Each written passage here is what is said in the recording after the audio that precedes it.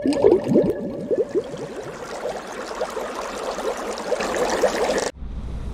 φιλαράκι μας αγόρασε. Και στο καλαμάκι. Θα πιάσουμε έστω και μικρό να είναι.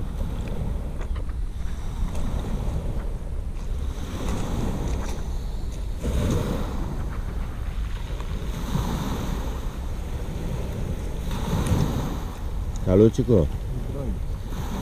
Θα το δολώσουμε εδώ.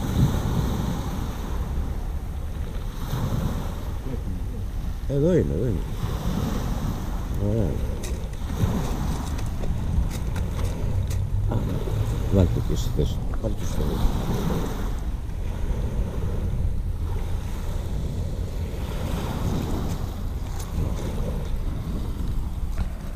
Καλό είναι.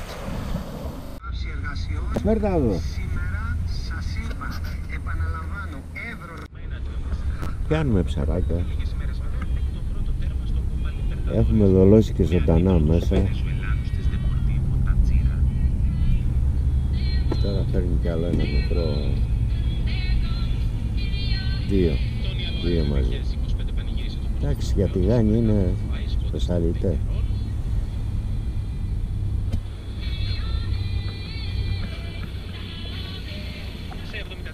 Βγήκανε δύο τηγάνιες.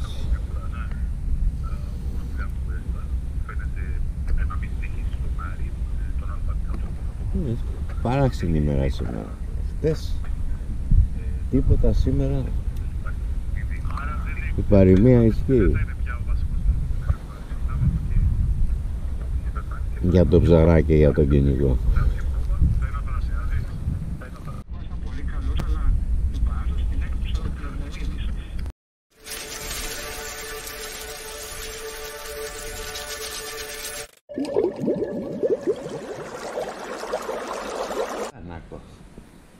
Γεια σου ρε μαγκίτη. Μεγαλώνεις Είσαι και πολύ χαριάρης όμως, έτσι. Εντάξει.